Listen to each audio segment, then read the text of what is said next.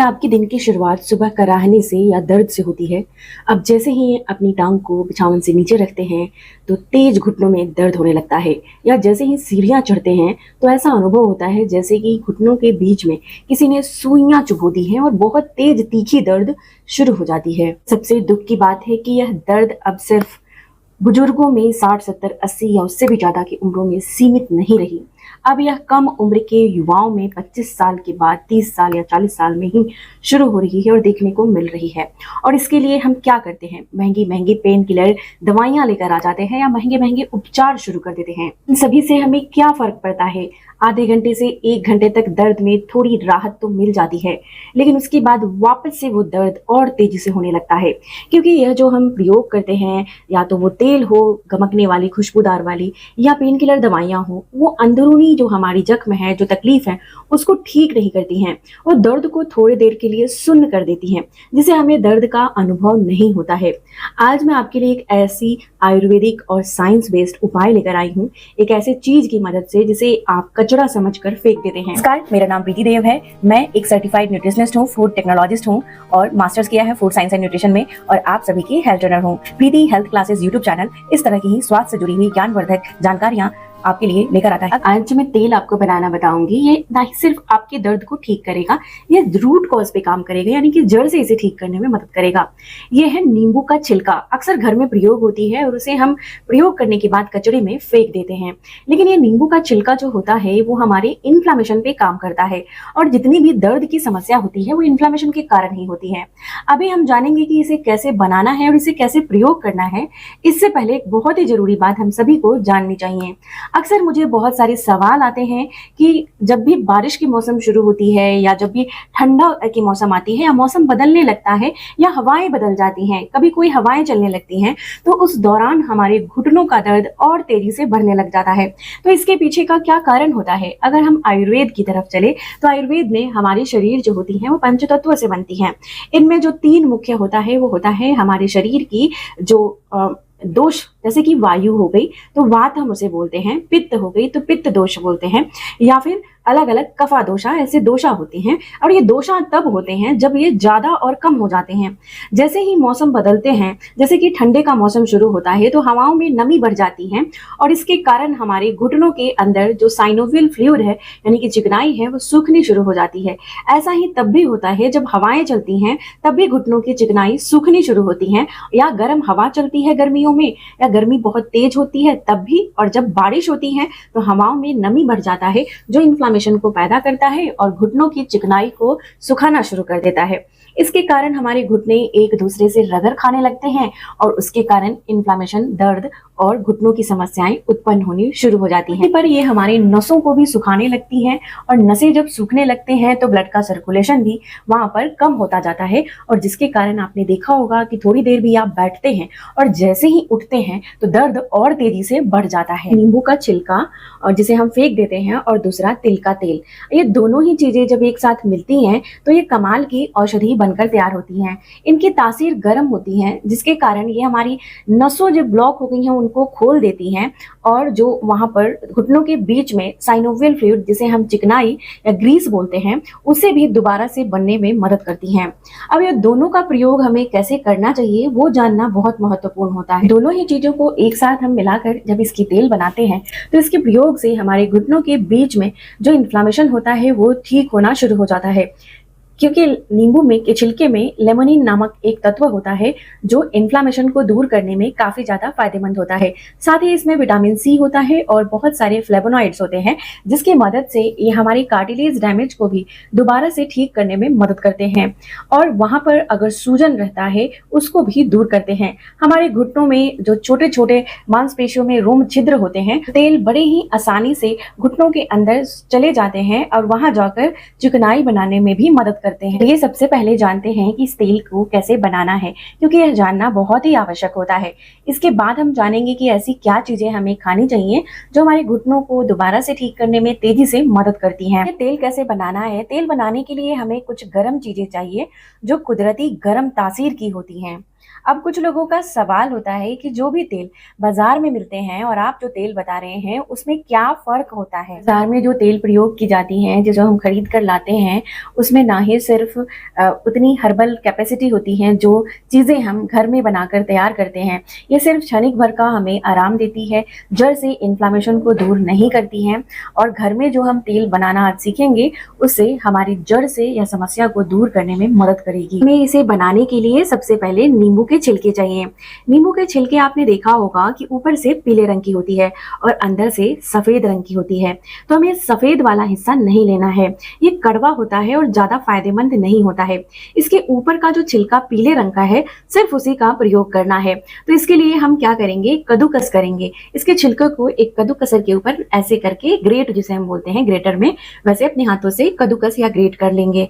सिर्फ ये जो पीली वाले भाग हैं वही हमें प्रयोग करना है। ये लेमनिन जो होता है ये हमारे रोम छिद्रों में अंदर तक पेनिट्रेट करता है, यानी कि जाता है, जिससे वो अंदर जाकर जितनी भी हवा यानी कि वात इकट्ठा है उसको, एयर बबल्स को बाहर निकाल कर फेंकता है, जिससे घुटने दोबारा से ठीक होते हैं, सूखते नहीं हैं। जो सुबह उठकर आपको जकड़न महसूस करती है उसको भी दूर करने में मदद करेगा, जकड़न नहीं होने देगा, घुटनों को लचीला और मुलायम भी होने में यह लेमनिन कंपाउंड बहुत मदद करता है जो नींबू के छिलके में होता है।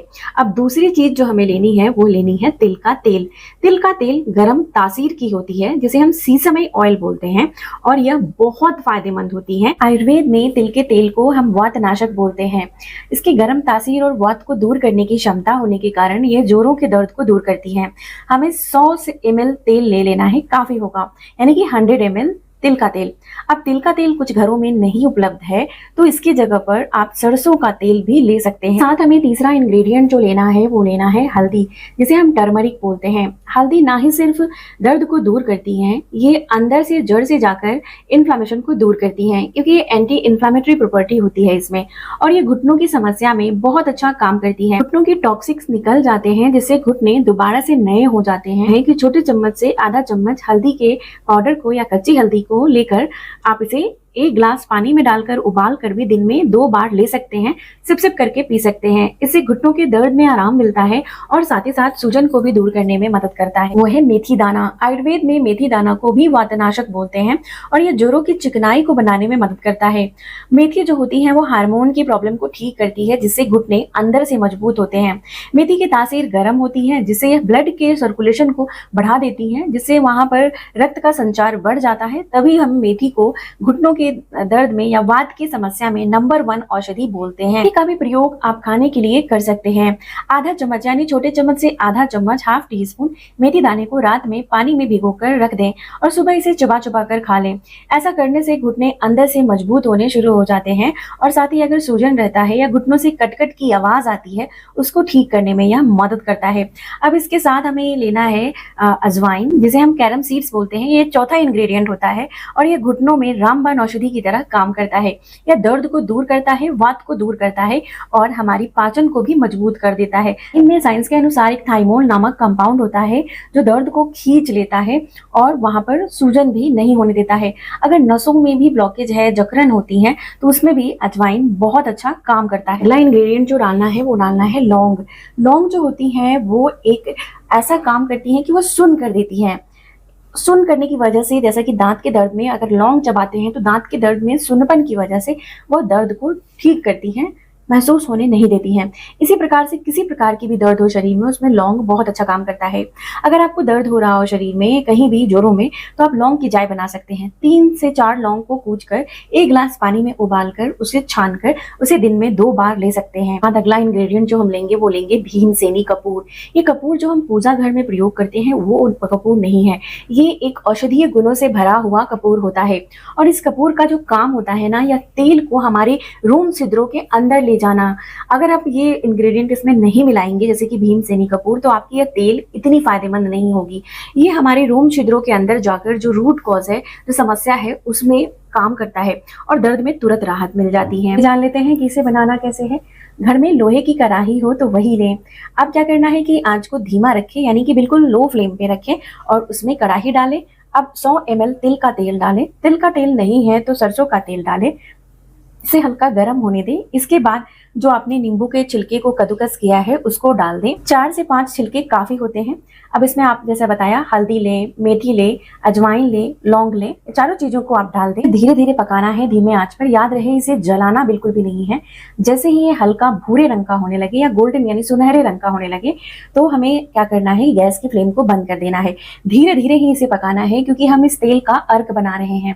और इसके बाद हमें इसी तरीके से जैसे ही ये पक जाता है तो इसे ठंडा होने के लिए छोड़ दें। हल्का गुनगुना होने तक ठंडा कर लें। इसमें डालेंगे भीमसेनी कपूर। भीमसेनी कपूर आप कम से कम 8 से 10 ग्राम लेंगे और इसे बिल्कुल ही कूटकर पाउडर बनाकर तब डालेंगे। कभी भी इसे बहुत गर्म तेल में या पकते हुए तेल में नहीं डालना चाहिए। ऐसा करने से इसकी ताकत सारी उड़ जाती है, जो हमें फायदा मिलनी चाहिए वो नहीं मिलती है और ये गलती आपको नहीं करनी चाहिए।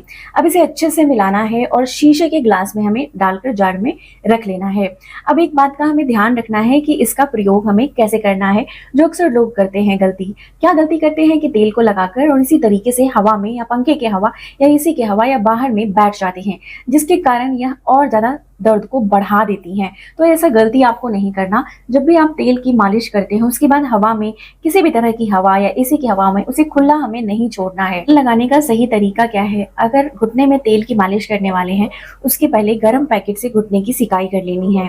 सिकाई 5 से 6 मिनट करें ताकि वहां पर जो रोम छिद्र होते हैं वो खुल जाते हैं, जिसे हम तेल जब लगाते हैं तो वो अंदर की तरफ जाते हैं और जाकर असर दिखाते हैं। तो इसीलिए सिकाई के बाद आपको एक कटोरी में तेल लेना है। 2 चम्मच तेल काफी होगा। इसे हल्का गुनगुना कर लें और इसके बाद आपको गोले गोला यानी सर्कुलर मोशन में क्लॉकवाइज या एंटी क्लॉकवाइज इस तेल से मालिश करनी है घुटनों पे या जहां भी दर्द है जोरों में। मालिश करने में कितना वक्त लगेगा, तो कम से कम 10 मिनट तो करना है। उसके बाद आपको क्या करना है, एक सूती कपड़े से वहां पर बांध देना है और बांधने के बाद आपको क्या करना है कि उसके बाद आपको कहीं भी हवा इसे नहीं लगने देना है।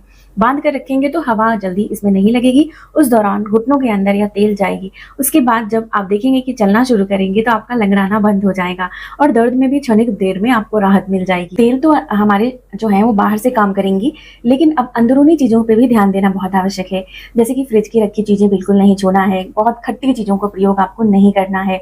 साथ ही आप ऐसे जो है दर्द पैदा करने वाली चीज जिससे आपको दर्द बढ़ जाती है वैसी चीजों को बिल्कुल अवॉइड करना है, यानी कि नहीं लेना है। आइसक्रीम हो गई, कोल्ड ड्रिंक हो गई, उड़द की दाल हो गई, ऐसी चीजों को आपको बिल्कुल भी नहीं प्रयोग करना है। सुबह उठने के बाद 2 अखरोट की गिरी को जरूर खाएं या पानी में भिगोनी होनी चाहिए।